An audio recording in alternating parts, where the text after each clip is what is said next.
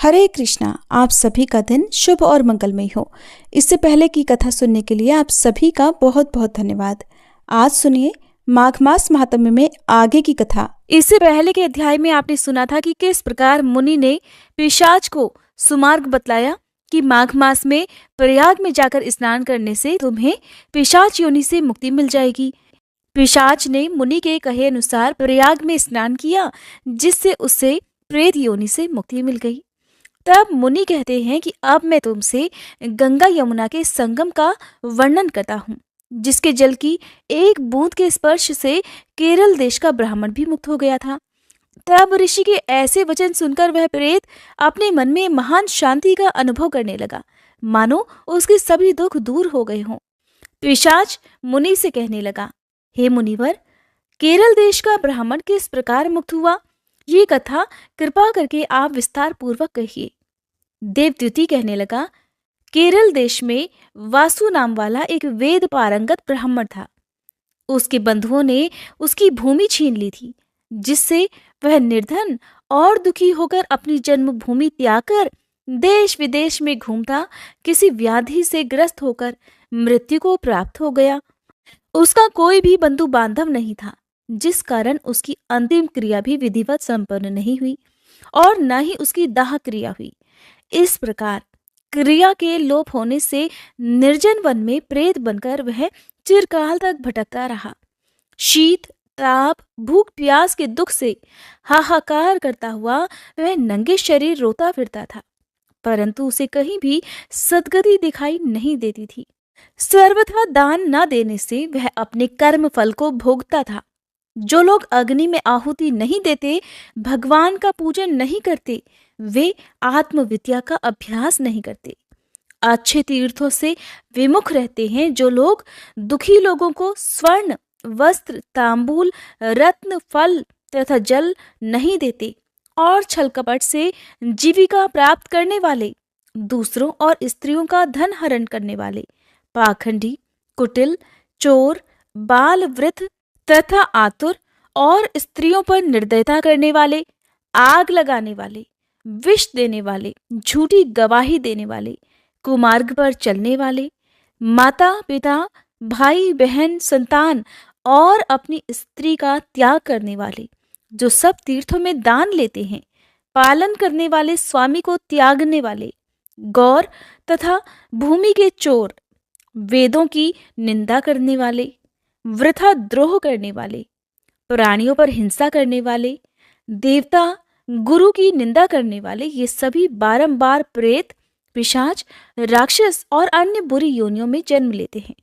इसलिए बुरे कर्मों से बचकर धार्मिक कार्य तथा यज्ञ, दान और तप आदि कार्य करने चाहिए, क्योंकि कर्म फल अवश्य ही प्राप्त होता है। इस प्रकार प्रेत की गति देखकर पाप कर्म कदापि नहीं करने चाहिए। ब्राह्मण कहने लगा कि इस प्रकार उस केरल ब्राह्मण ने उस पर्वत पर अधिक समय बिताकर एक मार्ग में एक पथिक को देखा, जो 2 गगरियों में त्रिवेणी का जल लिए हुए था। आनंद पूर्वक वह भगवान के चरित्र का गान कर रहा था। प्रेत ने उसका मार्ग रोक लिया और कहने लगा, तुम डरो मत, इस गगरी का जल मुझे पिलाओ, नहीं तो मैं तुम्हारे प्राण ले लूंगा। देवद्युति कहने लगा, दुखी, निर्बल, नंगे मुरझाए हुए तुम कौन हो? पैरों से पृथ्वी को स्पर्श ना करके चलते हो। लोमश जी कहने लगे कि प्रेत यह वचन सुनकर कहने लगा कि मेरे ऐसे होने का कारण भी सुन लो। मैंने अपने पूरे जीवन में कभी ब्राह्मणों को दान नहीं दिया। अत्यंत लोभी, क्रियाहीन, दूसरे के अन्न से पलने वाला था। मैंने कभी किसी को भिक्षा नहीं दी, ना मैं दूसरे के दुख से दुखी हुआ। मैंने प्यासे प्राणियों को भी कभी जल नहीं पिलाया। मैंने कभी छाता, जूते आदि का दान भी नहीं किया, ना किसी को जल का पात्र, पान या औषधि दी, ना मैंने अपने घर में कभी किसी अतिथि को ठहराकर उसका सत्कार किया। अंधे, वृद्ध, अनाथ और दीनों को मैंने कभी अन्न से संतुष्ट नहीं किया, न ही किसी रोगी को मुक्त किया, न कभी ब्राह्मणों को दान दिया, न कभी अग्नि में हवन किया। वैशाख आदि मास में कभी किसी को ठंडा जल भी नहीं पिलाया, न ही मैंने बड़ या पीपल का कोई वृक्ष लगाया। ना किसी प्राणी को बंधन से छुड़ाया, कभी कोई व्रत करके शरीर को नहीं सुखाया। इस कारण मेरा पूर्व जन्म सब बुरे कार्यों में ही व्यतीत हो गया। मेरे पूर्व जन्म के कर्मों से ही मेरी यह गति हुई है। इस वन में व्याघ्र, भेड़िए से बचा हुआ मांस और जंतुओं के खाने से गिरे हुए फल, वृक्षों पर लगे हुए सुंदर फल और झरने का सुंदर जल सभी मिलते हैं, परंतु देव इच्छा से मैं कुछ भी नहीं खा सकता। सर्प की तरह केवल पवन भक्षण करके अपना जीवन बिता रहा हूं। बल, बुद्धि, मंत्र, पुरुषार्थ से लाभ, हानि, सुख, दुख, विवाह, मृत्यु, जीवन, भोग, रोग तथा वियोग में केवल भाग्य ही कारण होता है। कुरूप, मूर्ख, कुकर्मी, निंदित और पराक्रम से हीन मनुष्य भी भाग्य से ही राज्य भोगते हैं। काने, लूले, लंगड़े, नीतिहीन, निर्गुण, नपुंसक भाग्य से राज्य प्राप्त करते हैं। पर्वत पर भी बलवान राक्षस पिशाच रहते हैं, जिनमें से कभी कभी कोई कहीं कहीं वन में फिरते हुए अपने कर्म के अनुसार अन्न जल प्राप्त कर लेते हैं, परंतु आपको उनका भय नहीं होना चाहिए, क्योंकि धर्मात्मा पुरुषों की उनकी पवित्रता ही रक्षा करती है। और ये पिशाच तो आप जैसे भक्त की तरफ आंख उठाकर भी नहीं देख सकते। जो नारायण भगवान की भक्ति से पवित्र रहता हो, उसको भूत, प्रेत, पिशाच, पूतना कोई बाधा ही नहीं दे सकते। भूत, बेताल, पिशाच, गंधर्व काकिन, शाकिनी ग्रह, रेवती, यज्ञ मात्र ग्रह, भयंकर ग्रह, कृत्या, सर्प, कुष्मांड और दूसरे दुष्ट जंतु पवित्र वैष्णव की तरफ देख भी नहीं सकते। जिसकी जिह्वा पर गोविंद का नाम, हृदय में वेद तथा श्रुति विद्यमान है और जो पवित्र दानी है, उनको कभी भय हो ही नहीं सकता। हे ब्राह्मण, इस प्रकार कर्मों का फल भोगता हुआ मैं यहाँ पर रहता हूँ, ऐसा सोचकर मैं शोक नहीं करता। एक वृतांत तुमसे बताता हूँ, ध्यान से सुनिए। एक बार ज्वालिनी नदी के किनारे पर मैं गया हुआ था। वहां पर घूमते हुए मैंने एक सारस के वचनों को सुना था। वह पथिक कहने लगा कि हे प्रेत, तुमने सारस के वचन किस प्रकार और क्या सुने थे, सो कृपा करके कहिए। तब वह प्रेत कहने लगा कि इस वन में कुहरा नाम की नदी पर्वत से निकली है। मैं घूमता घूमता उस नदी के किनारे जा पहुंचा और थकावट दूर करने के लिए कुछ क्षण वहां पर ठहर गया। उसी समय लाल मुख और तीखे दांतों वाला एक बड़ा बंदर वृक्ष से उतरकर जल्दी से वहां पर आया, जहां पर उस समय एक सारस सोया हुआ था। उस चंचल बंदर ने कई पक्षियों को देखकर उस सोए हुए सारस को दृढ़ता से, बड़ी मजबूती से पैरों से पकड़ लिया। कहीं ये चंचल बंदर हमें ना पकड़ ले, ये सोचकर बाकी पक्षी तो वहां से उड़ गए, लेकिन क्योंकि बंदर ने उस सारस को पैरों से पकड़ा हुआ था, जिस कारण सारस वहां से उड़ नहीं पाया। सोए हुए सारस की जब नींद खुली, तब वह अपने सामने एक बंदर को देखकर भयभीत हो गया। कहीं ये बंदर मुझे नुकसान न पहुंचा दे, इस डर से वह सारस हाथ जोड़कर बड़े ही मधुर स्वर से उससे कहने लगा कि हे बंदर, तुम बिना अपराध मुझे क्यों दुख दे रहे हो? इस संसार में राजा भी केवल अपराधियों को ही दंड देता है, और मैंने तो कोई अपराध नहीं किया। और तुम्हारे जैसे श्रेष्ठ प्राणी तो किसी को पीड़ा भी नहीं देते। हम अहिंसक और दूसरों के कर्मों को नहीं देखते। जल की काई खाने वाले, आकाश में उड़ने वाले, वन में रहने वाले, अपनी स्त्री से प्रेम करने वाले, दूसरों की स्त्री को त्यागने वाले, दूसरों की बुराई से दूर रहने वाले, चोरी न करने वाले, बुरों की संगति से एकदम दूर, किसी को कष्ट न देने वाले हैं। सो इस प्रकार मुझे निरपराधी को हे बंदर छोड़ दो। सारस बंदर से कहने लगा कि मैं तुम्हारे पहले जन्म के वृतांत को जानता हूँ। अगर तुम जानना चाहो तो मैं इस बारे में तुम्हें बता सकता हूँ। सारस के ऐसे वचन सुनकर वह बंदर उसको छोड़कर उससे थोड़ी ही दूर पर बैठ गया और कहने लगा कि तुम मेरे पूर्व जन्म के वृतांत को कैसे जानते हो? तुम अज्ञानी पक्षी हो और मैं वन में घूमने वाला हूँ। तब सारस कहने लगा कि मैं अपनी जाति की स्मृति के बल से तुम्हारे पूर्व जन्म का सब वृतांत जानता हूँ। तुम पूर्व जन्म में विंध्य पर्वत के राजा हुआ करते थे और मैं तुम्हारे कुल का पूज्य पुरोहित था। तुम राजा होकर अपनी प्रजा को पीड़ा दिया करते थे। विवेकहीन तुमने बहुत सा धन इकट्ठा किया था। सो वानर, प्रजा की पीड़न रूपी अग्नि की ज्वाला से तुम पहले ही तप चुके हो।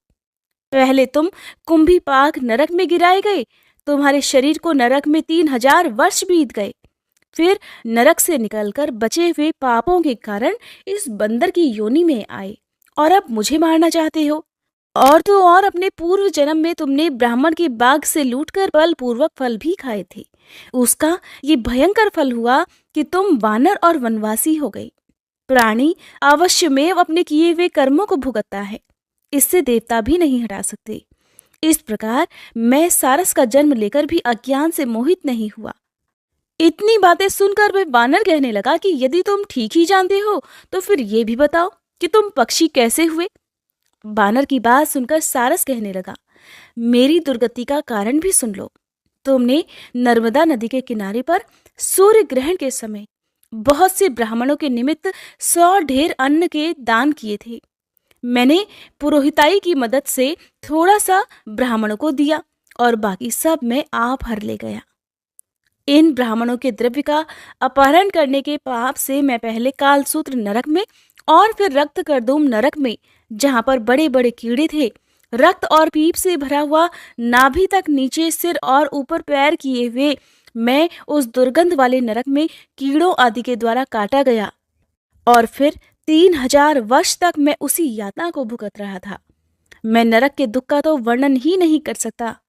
फिर नरक की यातना से मुक्त होकर ये सारस का जन्म मैंने पाया, क्योंकि अपने पूर्व जन्म में अपनी बहन के घर से मैंने कांसे का बर्तन चुराया था। इसको मैंने एक जुआरी को दे दिया। इसी से मैं सारस योनि में आ गया। यह मेरी स्त्री पिछले जन्म में ब्राह्मणी थी, इसने भी कांसे की चोरी की थी। इसी से यह मेरी स्त्री और सारसी बन गई। क्योंकि जब वानर ने उस सोते हुए सारस को पकड़ा था तब बाकी पक्षी तो वहां से उड़ गए थे, केवल सारसी वहां पर रह गई थी, क्योंकि उसके पति को वानर ने पैरों से पकड़ लिया था। सारस उस वानर से कहने लगा कि तुमने कर्मफल की बात तो सुन ली, अब भविष्य की बातें भी सुनो कि भविष्य में क्या होगा। अब मैं, तुम और मेरी यह स्त्री भी हंस बनेंगे और कामरूप देश में सुख से निवास करेंगे। फिर इसके पश्चात गौर योनि में और फिर जाकर दुर्लभ मनुष्य योनि को प्राप्त होंगे। इसमें मनुष्य पाप और पुण्य दोनों ही कर सकता है। इस प्रकार भगवान शिव की माया से यह सारा जगत मोह को प्राप्त होता है। इस प्रकार न केवल हम बल्कि संसार के सभी जीव प्रवृत्ति मार्ग में फंसकर ही अच्छे और बुरे कर्म किया करते हैं और उन्हीं का फल भोगते हैं। इसलिए सभी प्राणियों को धर्म का सेवन करना चाहिए, धर्म का पालन करना चाहिए। देवता, असुर, मनुष्य, व्याघ्र, कीड़े मकोड़े सभी से कंटक रूपी मार्ग नहीं छूट पाता। केवल वेदांत जानने वाले योगी ही इस मार्ग से बच सकते हैं। इसी कारण बड़े बड़े महात्मा भी कर्म फल को नहीं टाल सकते। उपाय से और बुद्धि से कोई भी इसे नहीं बदल सकता। तुम पहले राजा थे, फिर नरक में गए और अब बंदर की योनि को प्राप्त कर तुम इस वन में भटक रहे हो और फिर भी ऐसा ही जन्म पाओगे। ऐसा विचार कर आनंद पूर्वक और धैर्य रखकर विचरते हुए काल की प्रतीक्षा करो। तब वानर ने कहा कि पहले जन्म में मैं तुम्हारी पूजा करता था, अब तुम मुझे प्रणाम करते हो। तुम जाति के स्मरण से मेरे पूर्व जन्म के वृतांत को जानते हो। आनंद पूर्वक रहो, तुम्हारा कल्याण हो। तुम्हारे वचनों को सुनकर मैं मोह रहित होकर वन में विचरूंगा। प्रेत कहने लगा कि हे पथिक, मैंने नदी के तट पर बंदर और सारस का ये संवाद सुना, तब जाकर मुझे बोध हुआ कि मोह और शोक का नाश हो गया है। तब वह प्रेत उस पथिक से गंगा जल मांगने लगा, जिसे उस पथिक ने एक मटके में रखकर अपने सिर पर धारण किया हुआ था। प्रेत कहने लगा कि हे पथिक, मैं इस समय तुम्हारे पास जो यह गंगा जल है उसे मांगता हूँ, क्योंकि मैंने इसका बहुत कुछ महात्म्य सुना है। मैंने इस पर्वत पर गंगा जल का बड़ा अद्भुत आश्चर्य देखा था, इसीलिए ये जल मैं तुमसे मांगता हूँ। इस समय मैं प्रेत योनि में पड़ा हुआ महान दुख भुगत रहा हूँ।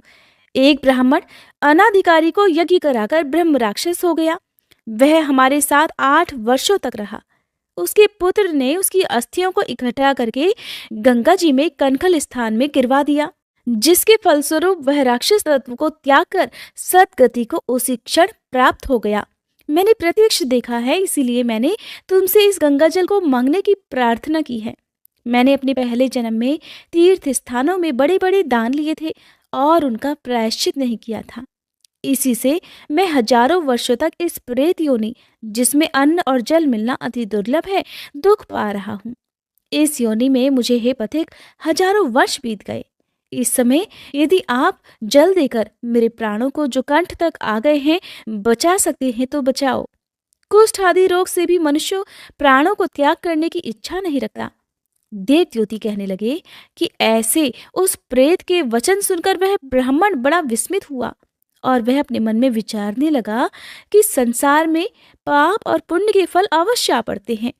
देव, दानव, मनुष्य, कीड़े मकोड़े भी रोगों से पीड़ित होते हैं। बालक और वृद्धों को मरण, अंधा तथा कुबड़ापन, ऐश्वर्य, दरिद्रता, पांडित्य और मूर्खता सब कर्मों से ही प्राप्त होता है। इस कर्म भूमि में जिन्होंने न्याय से धन इकट्ठा किया है वह धन्य है। ये सुनकर वह प्रेत गदगद वाणी में कहने लगा कि हे पथिक, मैं जानता हूं कि आप सर्वज्ञ हैं। आप कृपा कर मुझे जीवन का आधार ये जल इस प्रकार दो जैसे मेघ चातक को देता है। तब पथिक कहने लगा कि हे प्रेत, मेरे माता पिता भृगु क्षेत्र में बैठे हुए हैं। मैं ये जल उन्हीं के लिए लेकर आया हूँ। अब बीच में तुमने गंगा जी के संगम का जल मांग लिया, इसलिए मैं इसी धर्म संदेह में पड़ गया हूँ कि कांड वस्तु में यज्ञों को इतना नहीं मानता जितना प्राण रक्षा को मानता हूँ। इसलिए प्रेत को जल देकर तृप्त करके ही अपने माता पिता के लिए मैं फिर से जल लेकर आऊंगा। लोमश ऋषि कहने लगे कि इस प्रकार उस पथिक ने गंगा यमुना के संगम का पवित्र जल उस प्रेत को दे दिया। उस प्रेत ने प्रीति पूर्वक उस जल को पिया, जिसके पीने से उसी समय वह अपने प्रेत शरीर को छोड़कर दिव्य देहधारी हो गया। केरल कहने लगा कि बिंदु मात्र गंगा जल से ही वह प्रेत मुक्त हो गया। हम समझते हैं कि ब्रह्मा जी भी इस जल के गुण का वर्णन नहीं कर सकते, नहीं तो भला महादेव जी इस जल को मस्तक पर ही क्यों धारण करते। इस संसार में जो मनुष्य कर्म, वचन और मन के पापों से रंग गए हैं वह गंगा जल के बिना धुल ही नहीं सकते। गंगा जल के सेवन से मुक्ति सदा सन्मुख खड़ी रहती है। जिस पवित्र जल को स्पर्श करने मात्र ही वह प्रेतत्व को छोड़कर मुक्ति को प्राप्त हो जाते हैं। जो गंगा जी में स्नान करते हैं वह वैष्णव पद को प्राप्त होते हैं। यदि संबंधी लोग गंगा जल से तर्पण करें तो नरक में रहने वाले पितर भी स्वर्गलोक को चले जाते हैं और स्वर्गलोक में रहते हुए ही ब्रह्मत्व को प्राप्त होते हैं। गंगा जल के समान और कोई मुक्ति का साधन नहीं। इस प्रकार वह प्रेत वहां से चला गया और 1 मास में जब माघ मास आया तब उसने सुने हुए प्रयाग महात्म्य के अनुसार गंगा यमुना के संगम पर स्नान करके पिशाच शरीर को धारण कर भक्ति पूर्वक नारायण की स्तुति करता हुआ वह द्रविड़ देश का राजा गंधर्वों से सेवित उत्तम विमान पर बैठकर इंद्रपुरी को गया। सो हे द्विज, यह इतिहास पापों का जल्दी ही नाश करता है। इसमें धर्म का ज्ञान होता है। यह पुण्य, यश तथा कीर्ति को बढ़ाने वाला है, ज्ञान तथा मोक्ष को देने वाला है। तुम भी सद्गति पाने के लिए प्रयाग चलो। वहां पर हम ऐसा स्नान करें जो देवताओं को भी दुर्लभ होता है। वहां पर श्राप से पैदा हुआ पिशाचपन सब कुछ नाश को प्राप्त हो जाएगा। इस प्रकार लोमश ऋषि के मुख से अमृतमय मधुर कथा को सुनकर मानो अमृत पीकर सभी प्रसन्न हुए और पाप रूपी समुद्र से पार हो गए। उन्हीं के साथ सभी लोगों ने फिर दक्षिण दिशा की ओर प्रस्थान किया। वशिष्ठ जी कहने लगे कि हे राजा दिलीप, बहुत से जन समूह सहित अछोत सरोवर में स्नान करके सुखपूर्वक मोक्ष को प्राप्त हो गए। तब लोमश जी कहने लगे, संसार रूपी इस तीर्थ राजा को सभी श्रद्धा पूर्वक देखिए। यहाँ पर 33 करोड़ देवी देवता आकर आनंद पूर्वक रहते हैं। ये अक्षय वट है जिनकी जड़ें पाताल तक गई हैं और मार्कंडेय ऋषि प्रलय के समय भगवान इसी अक्षय वट का आश्रय लेते हैं। यही भोलेनाथ की प्रिय भगवती भागीरथी है जिसकी सिद्धलोक सेवा करते हैं। ये गंगा स्वर्ग के हेतु एक पताका के समान है। इसका जल पीकर मनुष्य मुक्त हो जाता है। हे मुनिवर, सभी प्राणी इस नदी को यमुना से मिली हुई पाते हैं और इसका संगम बड़े पुण्य से प्राप्त होता है। इस पवित्र संगम में स्नान करने से जन्म मृत्यु रूपी दावानल से कोई तपता नहीं, परंतु ज्ञान प्राप्त करके मुक्त हो जाता है। यहाँ पर स्नान करने मात्र से सभी प्राणी बिना ज्ञान के भी मुक्त हो जाते हैं। इसीलिए श्री ब्रह्मा जी ने यहाँ यज्ञ करने की इच्छा की थी। इसी संगम में भगवान श्री हरि ने स्त्री प्राप्ति की इच्छा से स्नान करके लक्ष्मी जी को प्राप्त किया था। यहाँ पर त्रिशूलधारी भोलेनाथ ने त्रिपुर दैत्य को मारा था और प्राचीन काल में उर्वशी स्वर्ग से गिरी थी तथा स्वर्ग पाने की इच्छा से यहाँ पर ही उसके स्नान करने से नहुष कुल के राजा ययाति ने वंशधर पुत्र प्राप्त किया था। यहीं पर देवराज इंद्र ने प्राचीन काल में धन की इच्छा से स्नान किया था और माया से कुबेर के सब धन को प्राप्त कर लिया था। प्राचीन काल में नारायण तथा नर ने हजारों वर्ष तक प्रयाग में निराहार रहकर उत्तम धर्म किया। यहाँ से जैगाशव्य सन्यासी ने महादेव जी जैसी शक्ति वाले से विजय प्राप्त की थी और अणिमा आदि योग के अति दुर्लभ ऐश्वर्य प्राप्त किए थे। इसी क्षेत्र में तपस्या करके श्री भारद्वाज सप्त ऋषियों में सम्मिलित हुए। इस प्रकार जिन्होंने भी इस संगम में स्नान किया उन सभी को स्वर्ग की प्राप्ति हुई। इसलिए हमारे विचार से तुम त्रिवेणी में स्नान करो। इस स्नान से पहले किए हुए तुम्हारे सब पाप नष्ट हो जाएंगे और संपूर्ण वैभवों को तुम प्राप्त हो जाओगे। ऋषि के इस प्रकार के सत्य वचन सुनकर सभी त्रिवेणी में स्नान करने लगे और उसी स्नान करने से सबकी पिशाचता भी नष्ट हो गई। श्राप से मुक्त होकर उन्होंने अपना शरीर धारण कर लिया। वेद निधि ने अपनी संतान को देखकर प्रसन्न होकर लोमश ऋषि को संतुष्ट किया और कहा, आपके अनुग्रह से ही श्राप से मेरे पुत्र विमुख हो गए हैं।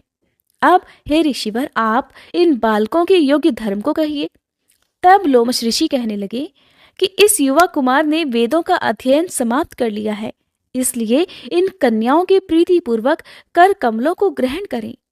तब लोमश ऋषि तथा अपने पिताजी की आज्ञा से इस ब्रह्मचारी ने 5 कन्याओं से विवाह कर लिया और इस प्रकार इन कन्याओं के सभी मनोरथ पूर्ण हो गए। जिसके घर में लिखा हुआ यह माहात्म्य पूजा जाता है, वहां नारायण भगवान ही पूजे जाते हैं।